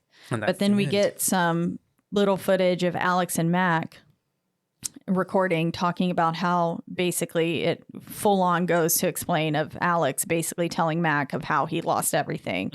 And Alex is pitching the idea of Hell House and the ABADDON. And they're explaining like that the rest of the crew, no one can know why we're leaving the city. And Max says the words, I feel like you got us into something we're never going to get out of. And that's the last line as everyone else shows up. And it pretty was like, daunting. Oop. Yeah. Yeah, you did. You did get us into something no Very one else was going to foreshadowing. get out of. Yeah. And maybe Alex was already stuck in it himself.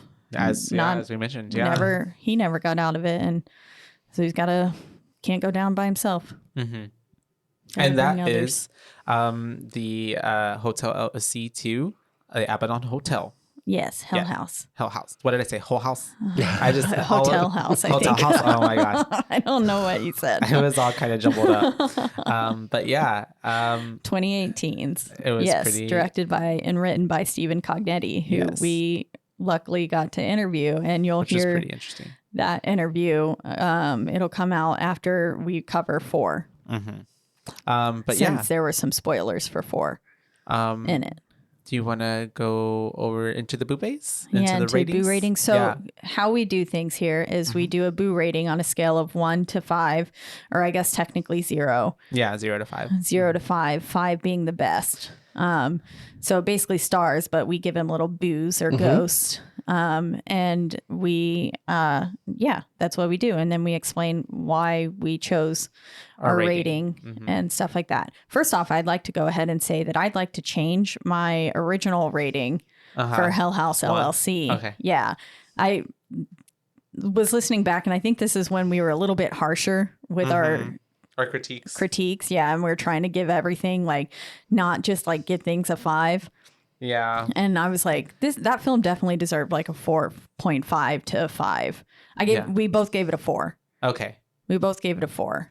But so it should be higher. I would like to make my original, like a 4.75 or something. Really up there. Yeah, especially now. 4 is still really good. And you can do like 0.75, 0.25, whatever you. It doesn't have to be 1, 2, 3 or 0. Like it can be in between. Yeah, because sometimes we're like.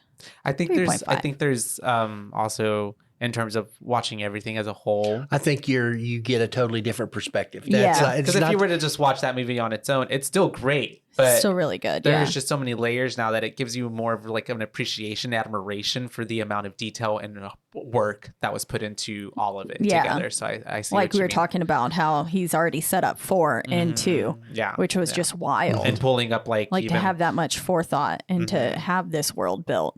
Yeah, it is a world. He's created a world. Cognetti, you've done something great. And it really shows you just like the amount of love that goes into the process as well, because this is very much his like love child, this is baby, this is everything. So it's really impressive. Well, Josh always goes first. I'll go ahead and go, and I will give Hell House 2. So if we're well, I would give it a 4.5.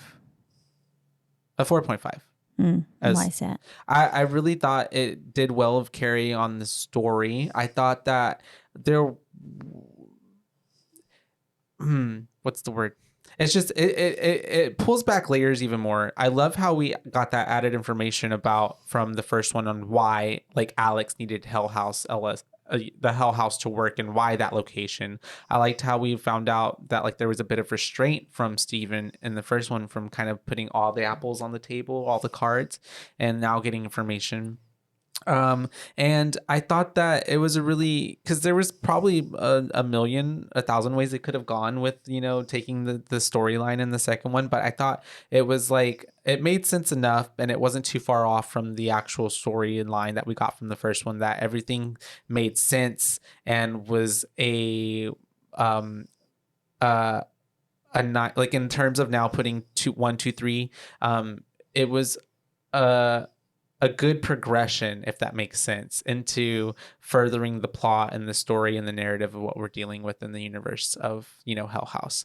I thought, sure, some of the acting on, like you mentioned earlier with Molly and stuff and Jessica was like a little bit it was a little campy almost at times. I felt like it was more kind of like hammed up to me is what I got. Yeah. Campy, which I feel like even especially you watch the third one, there's a lot more humor and stuff injected into the third one. Yes, definitely. Definitely, especially one of my favorite characters, Harvey, right? But I really kind of felt like it was more so, I felt like he was aware of the situation and aware of like the type of acting that was going on. You know what I mean? And not like taking it as like, it wasn't taking itself too seriously, if that makes sense. Yeah. But it was just serious enough. But I don't know. It's a 4.5 for me, other than just like, I feel like because it's a middle chunk of a whole part or bigger story, it holds up even on its own as well. You get some good scares in there. I thought the clown, of course, was obviously like when he's at the door and they're all about to try to go and leave. And then the moment with the what's his name? Brock in Malcolm whenever she's in the room and then she ends up on the other side of the corner. You're like, oh shit. Yeah. So yeah, I thought overall, I think if anything, it could have had maybe even a few more scares in there. I don't think it had as many as even the first one did. Yeah. I think it could have definitely had more scares, but I think also it was laying down more foundation for us to just know, like, giving us more of a storyline. Yeah, exactly. Yeah. Which I thought it did pretty well. It was telling a story with some horror thrown in. Yeah. But yeah, it'll be a solid 4.5 for me. Cool. I don't know how accurate these fun facts that I have are today. Okay. Because I always just pull my fun facts from IMDb, which I think is kind of like Wikipedia. I think people anybody can could just like edit put it it on there. Put whatever they want. Yeah. But apparently the filming location is a real Halloween haunted house now, open to customers in the fall of That's so whenever cool. this was written. So that would be cool. Yeah. If that's true. It is true. It is true. And they also, during Halloween, they have several special days where you can do the Hell House escape room. Oh. Cool. Oh, that sounds scary. Yeah. So, Is the clown sitting in there with you? we don't know. Mike doesn't know if he wants to what do I'm it. hearing is that we're taking a field trip. I would love to. It is, yeah. It's available as a haunted house and as an escape room. That is That's so cool. cool. Yeah, no. That is awesome. I think To they're going to have have the attempting to arrange an interview with the owner as well. Oh, neat. That is That's so really wild. cool. Yeah, and then, see, that's what happens when someone makes a really cool movie and like Yeah. everything that spawns off of that. Yeah. Producer Joe Bandelli. Let me hold this closer to my eyeball so I can read.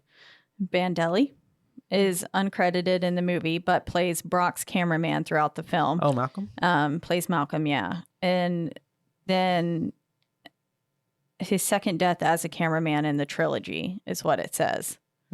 So Maybe in the first maybe one. in the first, but that was Paul, unless he was the tour goer. He could have been. But one of the- Yeah. But he got out, right? The I one don't of the know. YouTube footage, they got out, didn't they? They did. Mhm. Yeah. So, So maybe that's not the most accurate. And then it also says that producer Joe Bandelli, I'm just going to call him Joe because I don't know if I'm saying his last name right, donned the clown mask and costume throughout the film as well. Oh, cool. Yeah. So that's cool.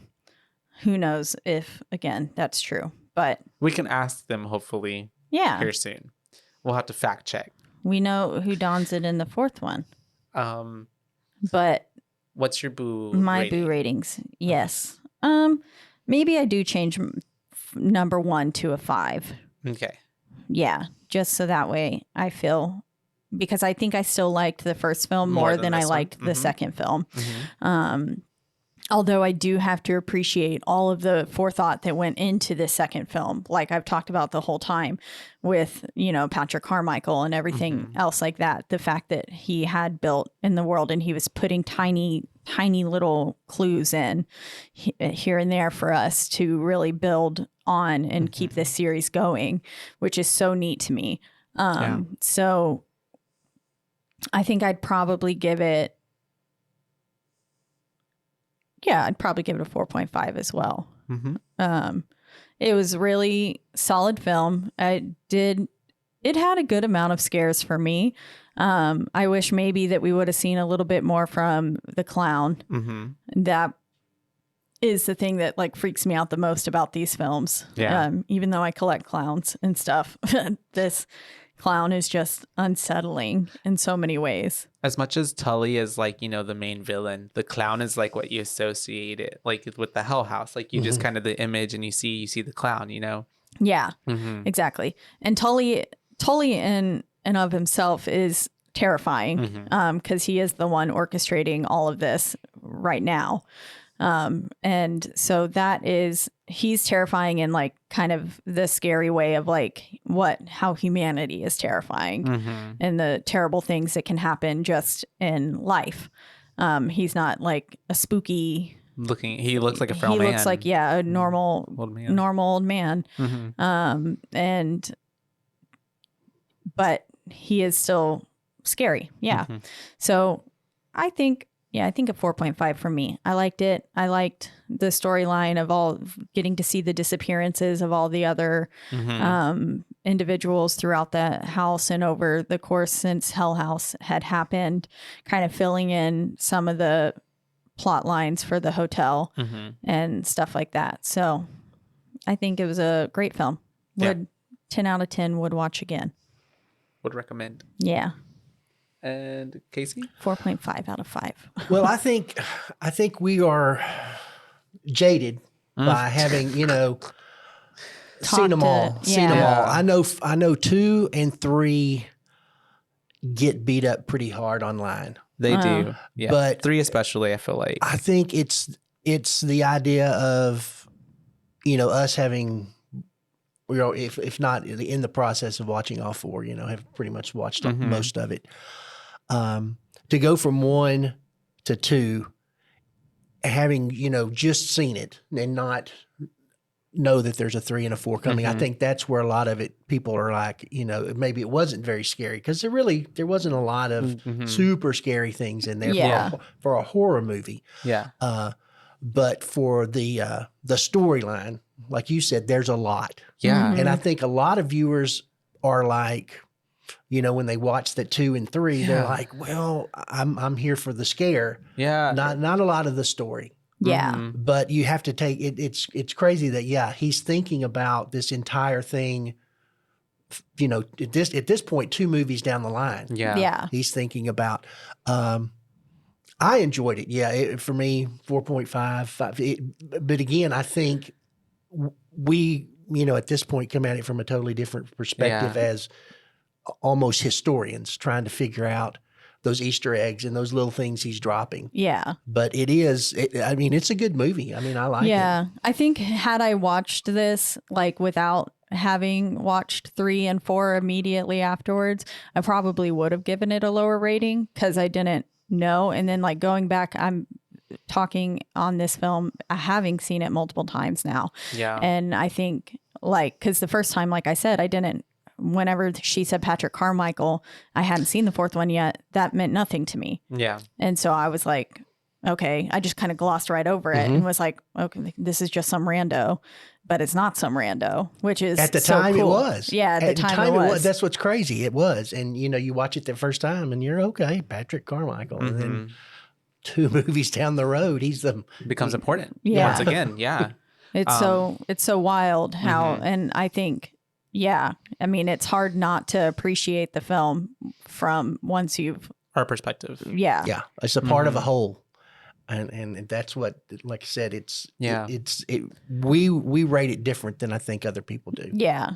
I give his universe 5 out of 5 boos. Yeah. Because he's creating such a neat And I think it's also universe. exciting for us to know that, fingers crossed that there's more to come. So there's almost this we're almost exploring it. It's like I feel like that's with anything. When adventure or those fantasy film and all that, when Lord of the Rings and stuff. When you get into the Lord, there's so much that you can get into and delve into, the history. Like you said, we really are looking at it in terms of historians, because there's so much to appreciate in terms of the bigger storyline. So I agree with you. People probably beat up on the 2nd and 3rd one because if they were standalone films, I could see sure, that's what's going on, but it's because they're in major support of the rest of the bigger picture. Yeah.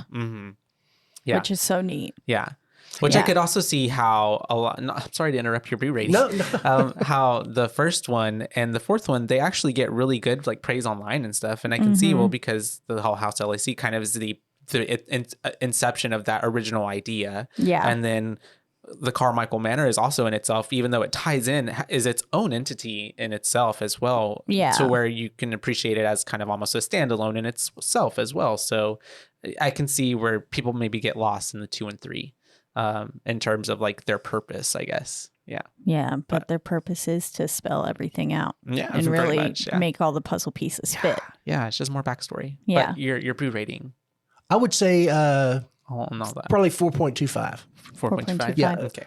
Because I'm weighing in what I know. From what I've read of other people, what they think, and I understand that, because otherwise I'd say it's a 5 because it's good stuff. But to me, where it fits in with what we're doing and talking about, it's a good solid 4.25 because I know it's gonna build on other things. Yeah. And if we also put into perspective for those maybe who don't see it in the lenses we do, or like get the extra information, like this dude made this movie, all these movies in like a couple weeks, like Yes. Yeah, 14 days, 14. 15 days, like on a limited budget, like pretty much all him putting his heart into it, and like finding other actors and people who are also putting their heart into this project, Yeah. you know, because it's not like some big budget, you know, expensive thing. Yeah, like- I'm sure people weren't getting paid like, you know, thousands and thousands of dollars, you know, for their roles. You know, it's very like, it's a heart, you know, when it comes to it. It's Doing like it 'cause you love it. You love your craft. You love what you do, you know. You're making art, Yeah, very much so. and it is art. Yeah.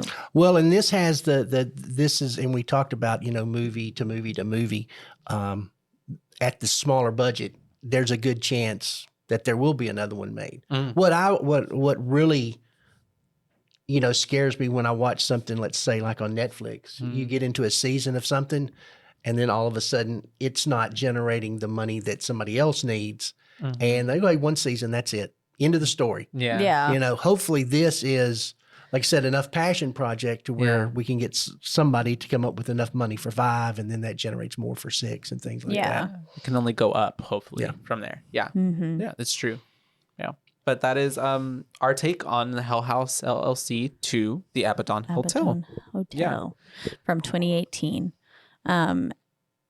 Thank you so much for joining us today. We Thank really y'all for having appreciate me. it. No, Yeah. yeah, for sure. It's been a lot of fun. We're going to be covering number 3 and number 4 here pretty soon. And then we'll release our interview with Cognetti, and probably, I didn't talk much in the interview with Gideon, but it still would be interesting for y'all to hear. So yeah, no, for sure. I think we'll be releasing at I'm least excited. the Cognetti interview on our feed, Mhm. but maybe as well the Gideon interview, Mhm. and then be on the lookout for ABADDON Eyes. Yes. It'll be coming out soon on Rogue Media Network, which is where we are today. They always take great care of us.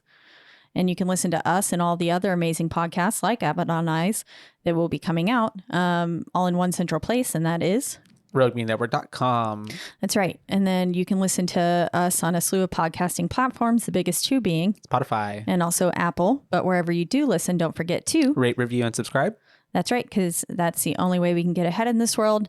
Tell all your friends, word of mouth, you know. We've Just got, like the ABADDON Hotel. Just like the ABADDon Hotel. Lead them all back here. Literally. Yeah, we don't talk about ABADDON, but we do. We need to talk more. We need to make shirts. I know that say, because, well, we talked about that Right? in Yeah. our last episode of making shirts that say, or stickers that say, we don't talk about ABADDon. Yeah. And Number 1 rule. yes, number 1 rule of ABADDon Hotel. Don't talk about it, but do. But we do. Yeah. But bring everyone back to it. And then what's next? You can listen, or you can reach out to us and let us Mm-hmm. know your thoughts on Hell House, why you liked the second film, or Mm-hmm. if you're gaining a bigger appreciation for the film after listening to all of this and like realizing there is a world to be built around it. Let us know your thoughts, and you can do so on Instagram, which is our one social media platform, and that is at BooBaes Podcast, and that's at BOOBAES, because we're your BooBaes, not your BooBabes. That's right.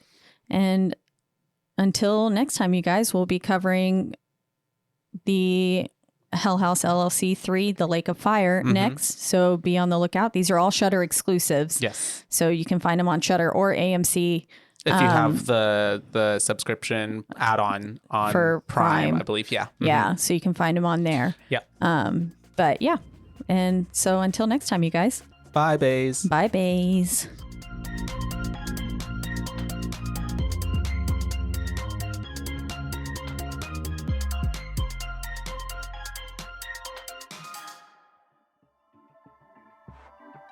This has been a Rogue Media Network production.